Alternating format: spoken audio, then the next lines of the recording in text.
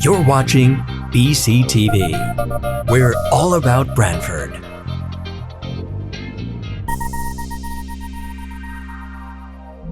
You're watching BCTV, Branford Government Television, a service of Branford Community Television. This program is brought to you in part through the support of the town of Branford.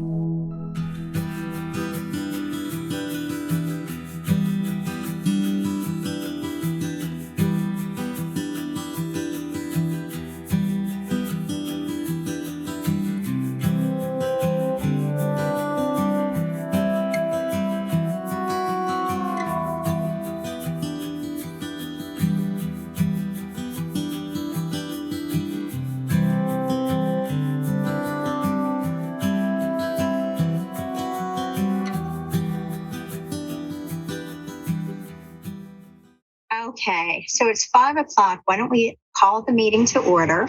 So if the commissioners would please introduce themselves. I'm Lori Rockwell. So Patty, you want to go next? Pat Brownell. Alpha Coiro. Ellen Carucci. Jean Ricco. Jean Ricco. Patty Torrey. I don't know if they heard me before. I don't know. So we have a quorum, and I know Dana should be joining us as well, but we do have a quorum, so we can go ahead. So let me stop this share. There you go. And pull up the minutes.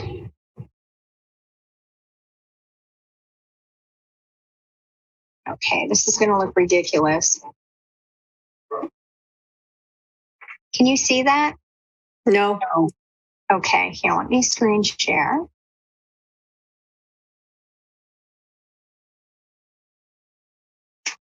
Okay, can you see it now? Yep. Okay, sorry about that. So did everybody get a chance to review the minutes from the February 11th meeting? Yes. Yeah, I did. Are there any corrections, any additions, deletions? I don't believe so. Okay, hearing none, can I have a motion to approve the minutes? I make a motion to approve. I second it. Patty, second? Did Ellen second it? Yes, I'll second it. Thank you. Okay, all right, so approved. Okay, let me stop the screen share. Okay, so Dagmar, do you want to give your report? Yeah, sure. I will say hi, everyone. Happy May. May's Older Americans Month, and the theme this year is Communities of Strength. And that's really recognizing the important role that older adults play in fostering connection and engagement to build strong, resilient communities. Branford and seniors have embodied that theme throughout the pandemic, helping their friends, their neighbors, and one another. And to each and every one of you, we say thank you. You've made Branford the community it is, you've laid the foundation, and you've taught everyone well. And that being said, one of the components of a strong community highlighted by the pandemic has been the need for access for strong, reliable, and affordable broadband service for everybody.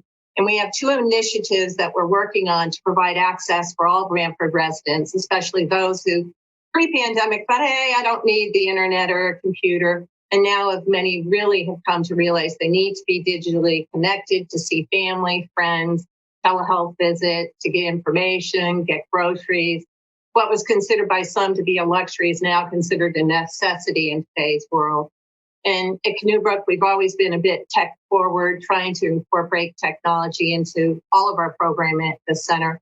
And it's been a lifesaver over the last year as we had to transition our programs and services to digital platforms.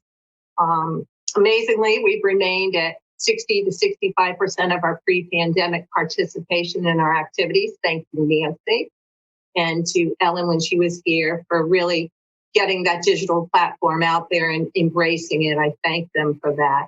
And the social services have remained constant. We saw a little bit of a dip in the way that we had to do it remotely, but we've had thousands of calls, so we're doing a good job there as well. what we did realize is that the digital divide between seniors and the rest of the population, while many, many seniors were connected, the digital divide was real for many people, and we needed to do something about it. And I think I reported before that we were fortunate that the Branford Community Foundation agreed that we needed to do something and gave us a $5,000 grant to purchase iPads, that we have a loan program to seniors. We call it Vital Connections. And we also got a grant from the State Department on Aging for $2,500 for this initiative. Blair's taken the lead on it. And we also partnered with the high school's Interact Club, which is the high school version of the Rotary Club. And we created a buddy program where seniors have buddied up with students for one-on-one guidance and coaching on the iPads they receive. It's taken us a little longer than anticipated to launch the program. It was a problem getting the iPads and then coordinating the students and the people. But now I'm thrilled to report the program's now in full spring, and this will be a game changer for so many. So now the students are partnering with their seniors. The seniors are really are digging in a little bit. So we're excited to see where this goes. The second tech initiative is just launched yesterday, and that we have partnered with the FCC on their emergency broadband program. I don't know if any of you have heard about it on TV or read about it online. And that's really to help households struggling to afford internet during the pandemic. And eligible households will get up to $50 off their bill for internet service and $100 toward a device if they need one. Payments are made directly to the service provider, whether it's Comcast or Xfinity or whoever people have. After that, the households have to apply.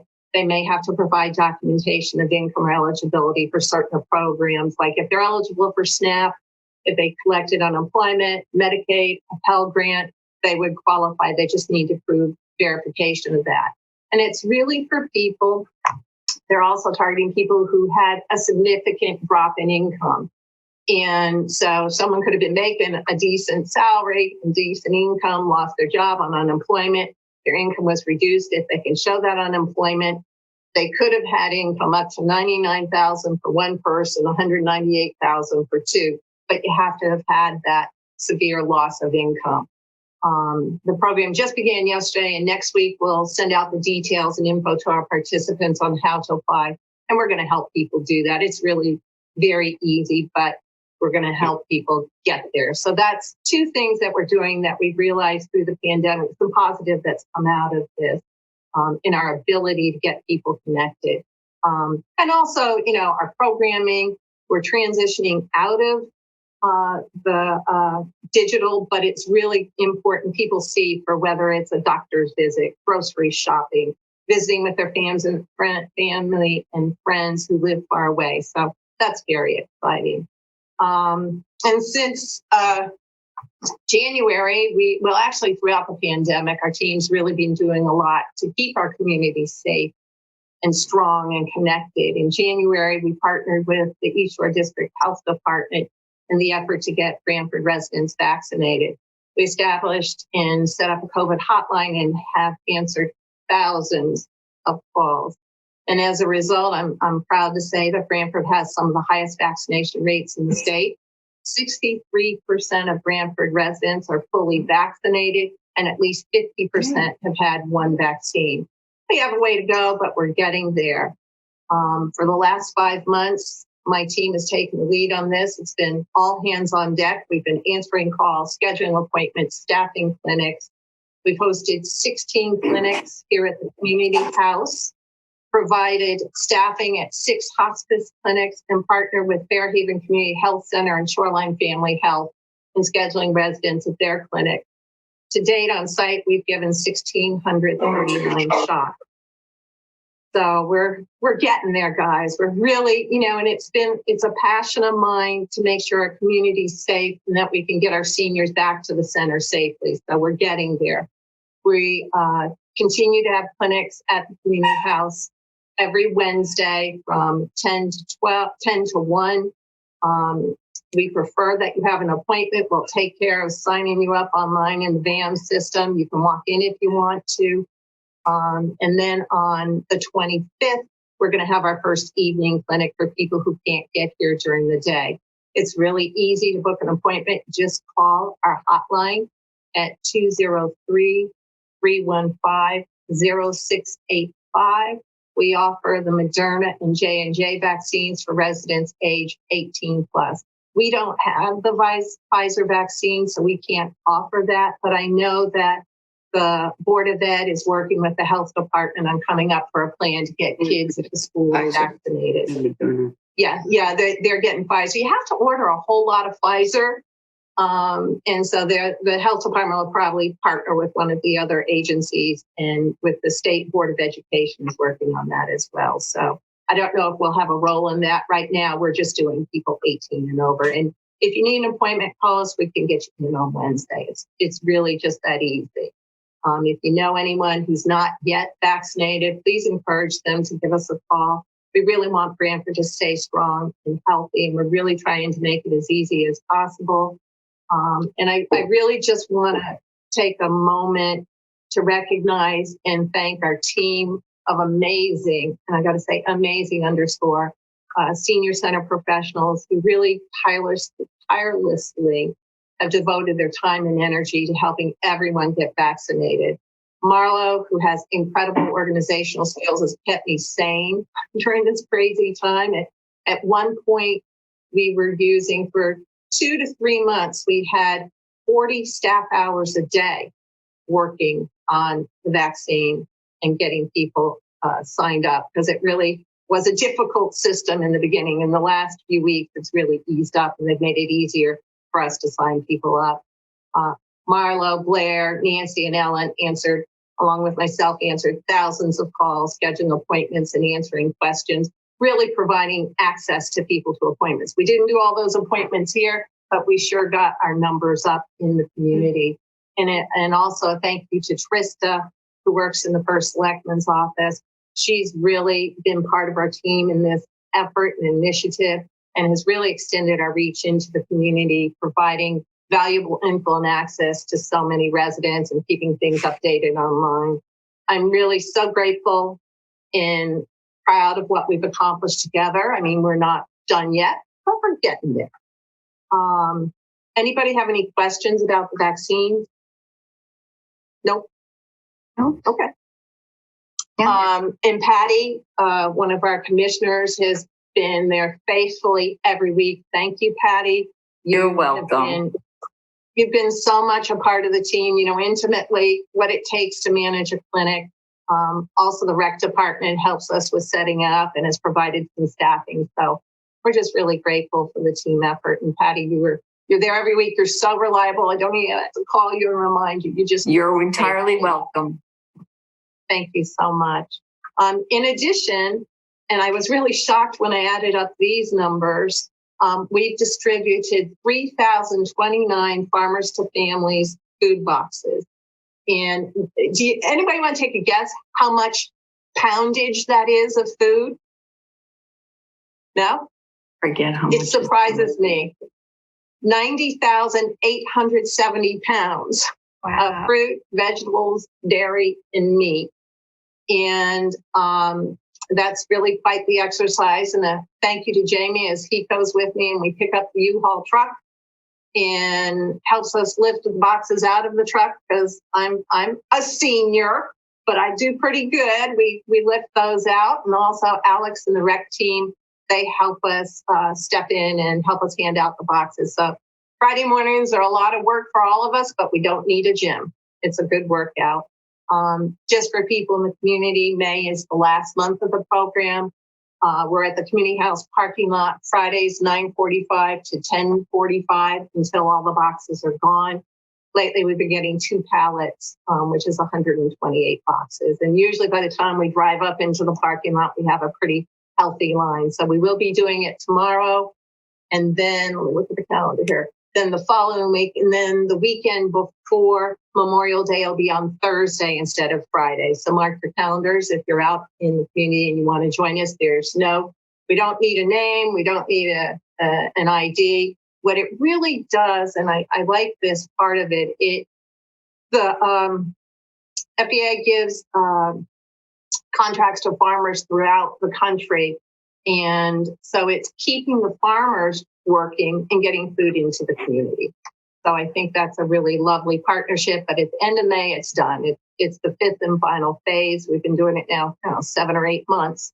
So that'll disappear at the end of the month. And the biggest news is I'm happy to announce we're in the midst of planning and transitioning our canoe programs back on site. It's time. We've missed everyone, but it takes a tremendous amount of work and planning to get people back here. There's so many protocols we need to implement, including we have to do contact tracing and safe spacing of all participants. And Nancy and I are actively working on a timeline and contacting the instructors and the volunteers who work with our programs. We'll be following all the recommendations set forth by the state and best practices established by our professional organization. And along with all our colleagues across the state, we meet every week or two with them.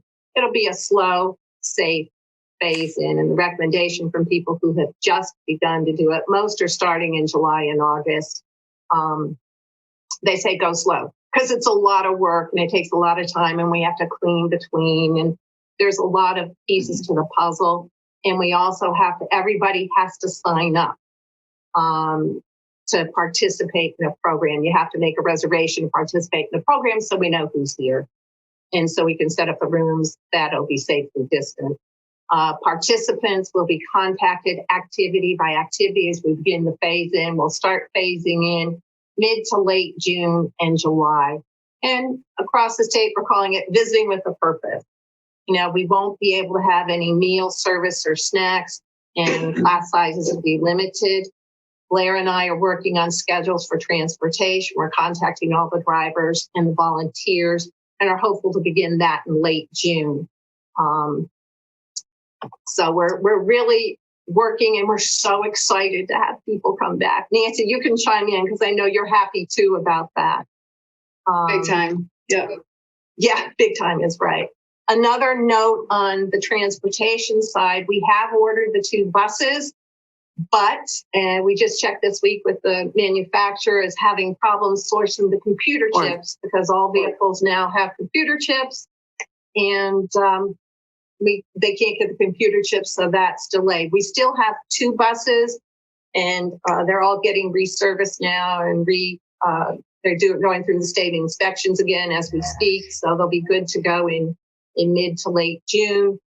We did sell one of the buses, got sold to the Legacy Theater, and they're going to be using that for theirs. They purchased it from the town. The buses have a lot of miles and they don't have much worth at the end of their life, but we're glad that'll be repurposed and stay locally.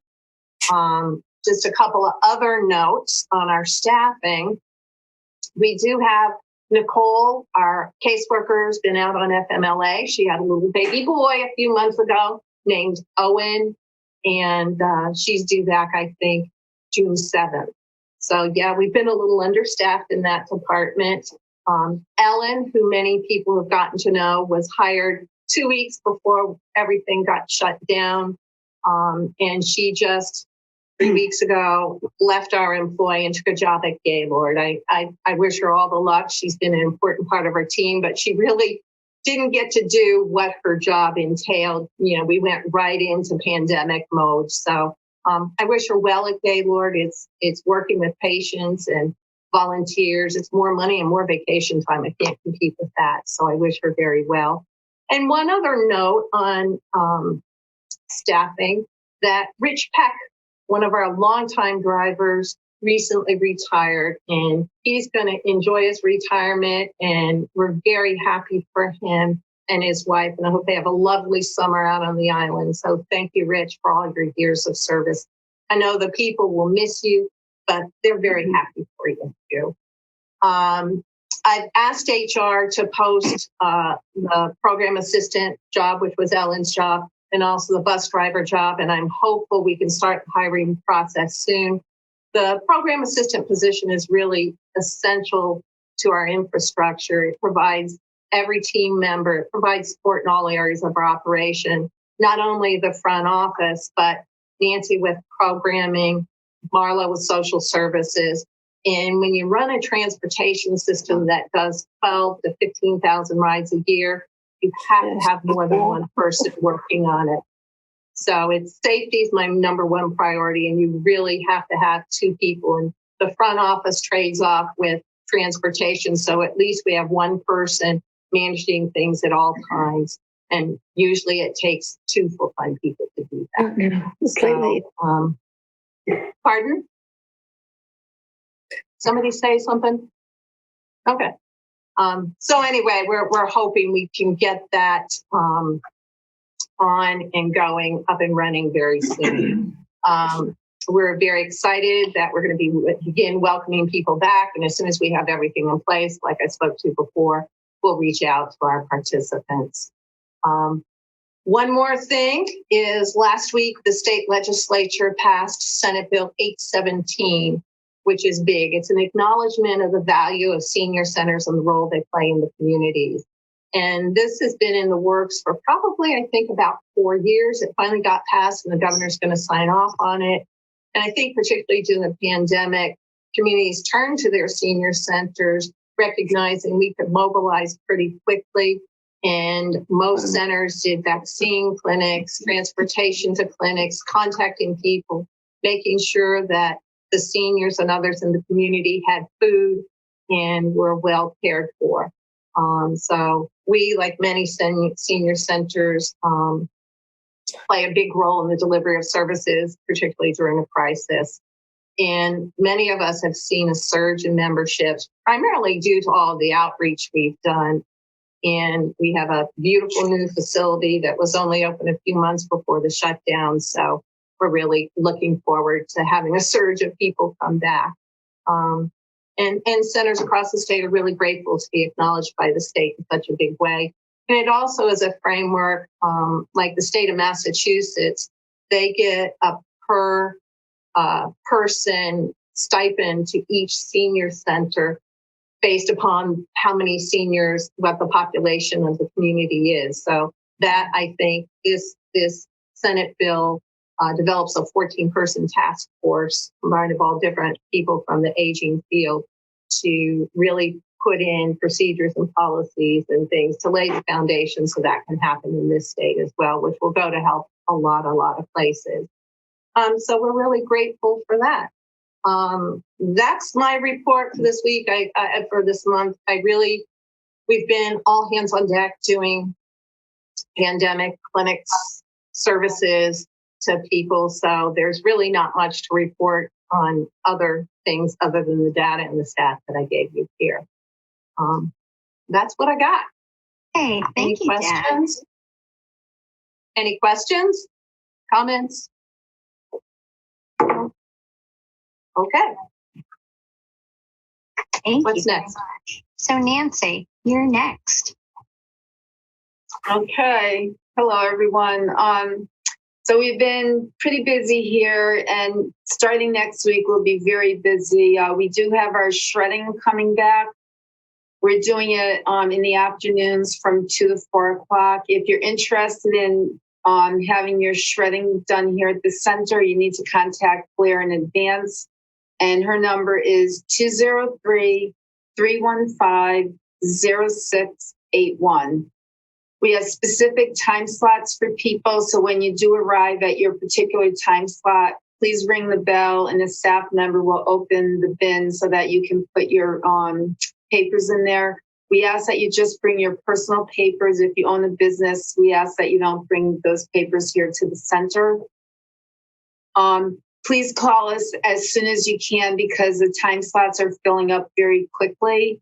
And also, if your dues are not up to par, which most people are not since we didn't collect dues this past year, if you could bring your $8, that would be great. On Tuesday, we have a triad program with Sergeant Stash Kineski.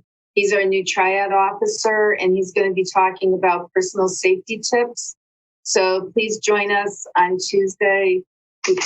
It's at 11, I believe. And then next Friday, we're very excited to bring back another virtual program. It's May 21st.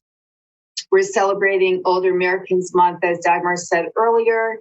And this month, theme is with Cindy Eastman. She wrote a book called Flip Flops After 50 and Other Thoughts on Aging I Remembered to Write Down. And, we're very excited to share this program with all the seniors throughout the state. It's not just with Canoe Brook, it's with everyone in the state. And the program is made available because of the efforts of the collaboration between the Connecticut Healthy Living Collection, the Connecticut Association of Senior Center Personnel, and AARP. So please join us. We will have a little breakout session where we'll have an opportunity to maybe write a little story with the group. But it's been really fun doing this. And we have our final virtual program is in June, and it's going to be a theme on Juneteenth. The date is June 25th. And both programs are from 1 to 2:30. We're still finalizing the speakers and the events happening for Juneteenth. You do, for these virtual programs, you have to sign up directly with the Connecticut Healthy Living Collective, and that was in the newsletter. If you don't have a copy of it, just give me a call, shoot me an email, and I'll be happy to send you the link so you could sign up for it. Like I said, it's really a special thing that we're able to do, and thanks to AARP because they're the ones that are funding it for us. And then we're doing all of our regular, fitness classes, the art classes, discussion group, genealogy, etc. But I do have some special things I just wanted to mention briefly. So save the dates on your calendars. We have a Zoom meeting with Attorney General William Tong. He's going to talk on scams. That's June 8th at 11. He was here about a year and a half ago. He's really a great speaker, and I'm sure he has a lot to talk about. We are having a sleeping lecture with VNA. That's on June 14th at 10:30. I have Phyllis Quinn doing a talk on pain and arthritis. I'm still trying to get a date from her. I didn't get that before we came to the meeting. And then on June 29th at 10:30, we have Barbara Niclaria coming back to speak on Rethink Your Drink. It's time to hydrate. So we're doing that. And we've been doing a lot of really cool things. If you have suggestions for things down the road, please reach out to me. I'm open to anything new, fun, and exciting. And that's it. Thank you. Any questions, comments? Okay. Thank you very much, Nancy. Dagmar, is there anything on the social services monthly report? Yeah, Marlo gave me a report, and I'll just kind of hit the highlights. The energy assistance, as many of you know, the governor extended a lot of the program application deadlines due to the pandemic. And the deadline to apply to establish eligibility was extended to June 15th for the energy assistance. And the last day for delivery is May 20th, which is really good. It'll help a lot of people start out the season next year with something in their tanks. So far this season, 415 applications have been taken virtually, totaling approximately $526,630. This includes the matches by the utility company, and people are still applying every day. A lot of shutoffs are people are realizing that shutoffs will be coming up, the moratorium will be over, so they're starting to come in to beat the deadline. And then I think the numbers are down a little bit from last season because of those protections that people knew they weren't going to get cut off. And that really concerns Marlo, because unless someone is actively on a program with a utility company, they can be shut off once the state of emergency concludes as it's ordered by PURA. She sent out additional reminders to people, encouraging them to apply and advising them of the new deadline. And we've had a pretty good response so far. Applications are trickling in slowly, but people are responding. Let's see here. Nicole is due back June 7th.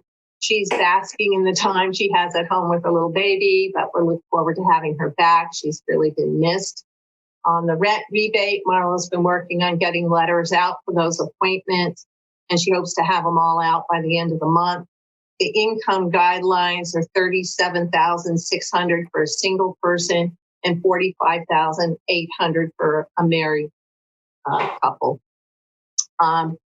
The grant that we also got another grant, which I've reported on before, Marlo's reported on, and Marlo took the lead on this from the Branford Community Foundation for disposable undergarments. There's still money available.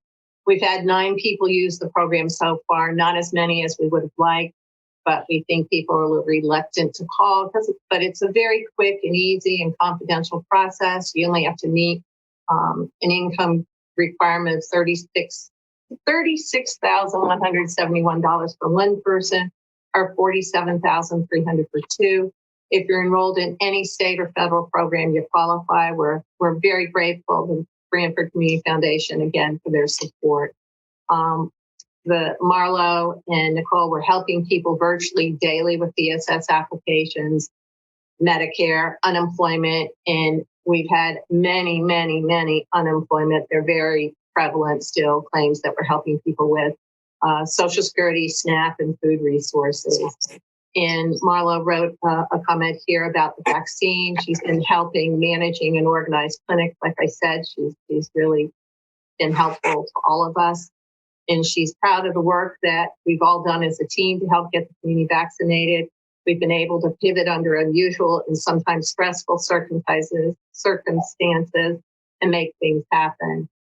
She feels like we really have made a difference in the community, and she's very proud of the entire team for all that we've accomplished.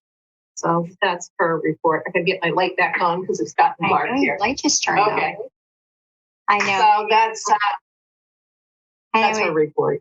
And Dagmar, and certainly members of your team, thank you so much for all your efforts with vaccinating the citizens of Branford. I mean, that's outstanding. Like, what a great job. Thank you. It feels good. Yeah. It feels good. Many days we're like this, but someday we'll get rid of coming our through. masks. Yeah, pretty soon. Pretty soon. The light is at the end of the tunnel. So there you we're getting go. there. There you go. Okay, now we're at citizens' comments. Do we have any citizens present? I would ask that you state your name and also limit your comments to about 3 minutes.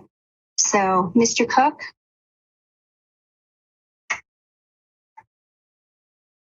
Mr. Cook, do you want to unmute yourself, please? I do. Can I have screen share, please? No. We discussed this. I won't screen share unless you give me your information first. Why is that? Because I've told you that before, Mr. Cook. No, you haven't. You just said that you didn't offer screen share, but tonight you clearly offer screen share. So what's the problem with sharing the screen with a citizen? Well, if you want your information presented to the commission, I asked you to please send it to me first. So what is this, like prison? You have to have your letter censored first? Is that what this is? Mr. Cook, do you have comments for the committee? I do, and I need a screen share, please. Well, can you just discuss them, please? No, I like the screen share. I think I have a citizen, I have a perfect right to use the screen share. It's no different than if I walked in with my posters. Would you tell me I had to take my posters down? The same thing. I mean, why don't you hear what I have to say first? And if it's that, offensive, we'll just take the screen share off. Dagmar, can you give him the ability to screen share? I don't know if I can. I'm not the host anymore. It says you can enable screen sharing. I'm not the host right now. I don't see where down on the bottom. Lori. Yeah.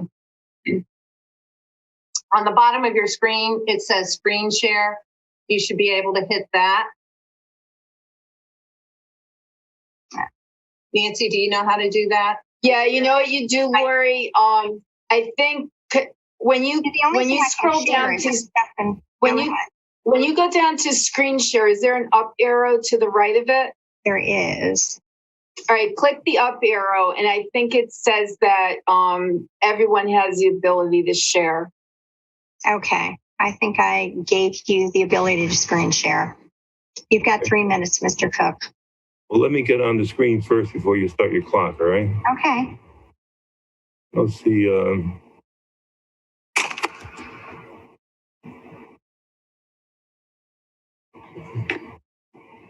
Can you see that? I No. cannot. Is that full screen? Nothing. I don't We don't see anything. You see nothing? No. See a hand. No. Let me try it again. All We right. see it. Let me Not see if him. that works. He's trying to put something up. Yeah, we don't see it.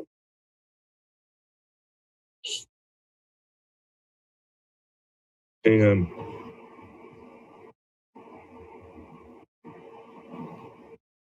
There you There it go. is. Is that it? Yeah. Yep. All right.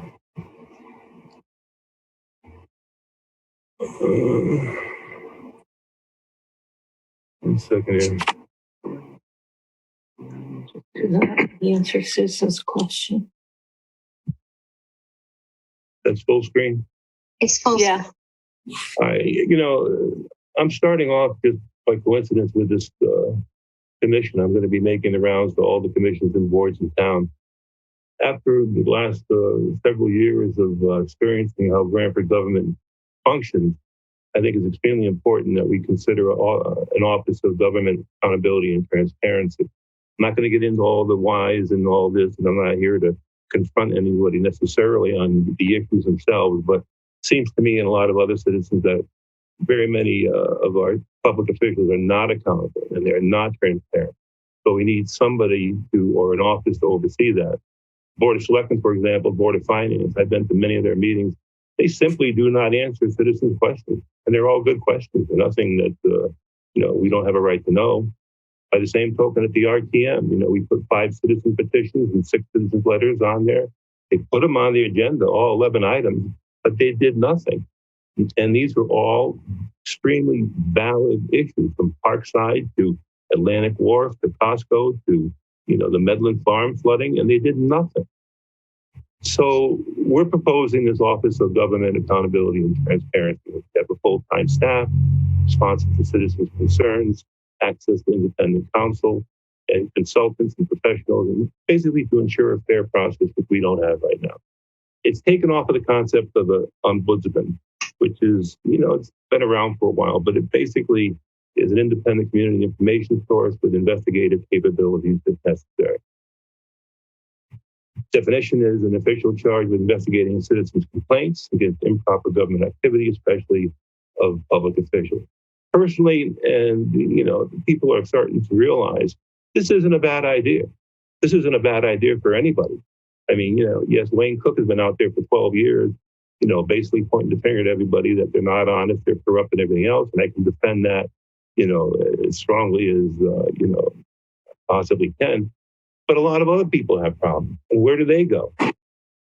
So then we look at what the reasons for this is. And I'll go by this quickly, and then I'll stop on one that is particularly germane to your commission. But trust me when I say there's a lot more than just what I'm presenting. In the last 20 years, dishonesty and corruption have cost Branford taxpayers tens of millions of dollars, starting off with the whole Tabor fiasco, when the eminent domain issue between DeRoss and Penny Bellamy, and then vindictive taxation. And then how's this for, government behavior? You think the ombudsman might have something to say about this? And again, it characterizes both administrations, DeRoss and the Cosgrove. Current examples, it's Costco. I don't think I have to explain to you what happened there. They basically just took the peer review, Diana Ross and Dan Shapiro. They doctored it so Costco would be refused, and they handed it in, and that was it. Cosgrove, promised an investigation. Nothing. In 5 years, we've seen nothing. Just covers it up. The whole thing down on Route 146 in Medland's Farm. We have to explain that. The land trust took out a berm, flooded the whole thing, and then they said we did nothing. The public officials just turned their eyes. Atlantic Wharf, piles have been sitting out there for 3 years? Who knows what's in the piles? They don't tell us what's in the piles. But this is the one I want to really mention to you, and then I'll just sign off on this if I have a minute longer. You're very proud of the building that you put up. But let's make no mistake, and I studied the process thoroughly, and I could argue this thoroughly, that this thing was wrapped in deceit, wrapped in all kinds of false statements, deception to the seniors. The point was the administration wanted that building in the center of town, and they were going to do anything they could to put it there. And they promised, for example, the seniors would have hearings that they never had. And what did we get for the money? I'll finish with this. This is the footprint of the building. For $13.5 million, we got the pink areas as an addition to the footprint. Now, you could argue, well, we got the second floor, but, not really. Particularly when Alex Paluzzi told me, when I brought my daughter down there when she was a little girl, that what he wanted more than anything in that building was a second gym. Well, do you see a second gym? I don't. And again, it was very poorly designed, very poorly done. This is what we get. This is what we got as a building, aside from all the upgrades, for $13.5 million. That's it. That's the change of the footprint. And Mrs. Goff, she and I went back and forth a number of times about the whole concept. And I heard her come into these meetings and say, you did not do what you promised to do. You promised us a second meeting where we were going to talk about location and what was in it and everything. And it was right on your community workshop thing. You promised it and you never did it. You just never did it. And the poor woman was, she was maligned, like, oh, you don't know what you're talking about. And a few other seniors were kind of brought up as they were created in, like, oh, we were on this special committee, but you never did what you promised. So, Mr. Cook, you have one more minute. All right, fine. Here's my point, that even in this sort of project, there is a lot of room to improve. Transparency and accountability. If you wanted to put the building in the center of town, knock yourself out. I think there was a lot of reasons you shouldn't have, but make the process fair. And you did not make the process fair. And I agree entirely with Mrs. Goff. She said it a number of times, and she was always dismissed. Always dismissed. I can go on to other things I don't have to, but this is the type of thing. I'm 66 years old, had a rough year across the board. I don't have forever to do this type of thing. So maybe myself and a few other citizens can put something in place where citizens feel they can go to have their questions thoroughly and honestly and, answered fairly.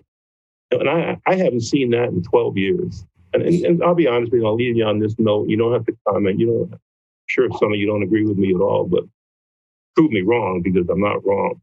I'm ashamed of this town. I'm ashamed of this town. My family's been here since the town started, certain parts of it, 375 years. I don't think we've ever been this dishonest. And it's a shame. But with whatever I have left, I'm going to do what I can to put something in place where citizens don't have to go through what myself and other citizens have. Thank you for your time. Okay. Mr. Cook, thank you for your comments. Do any of the commissioners have any response?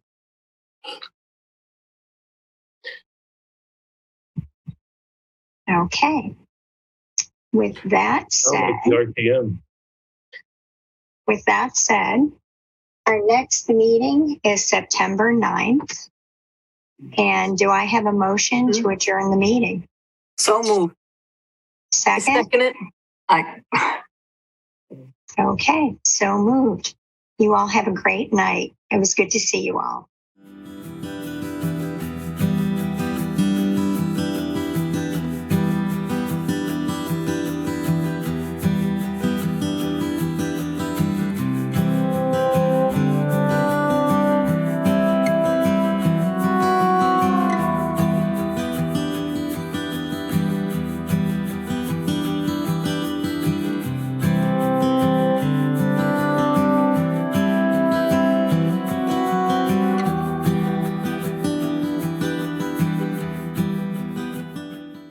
This program was brought to you in part through the support of the Town of Branford. Watch town meetings and other videos on demand at BranfordTV.org.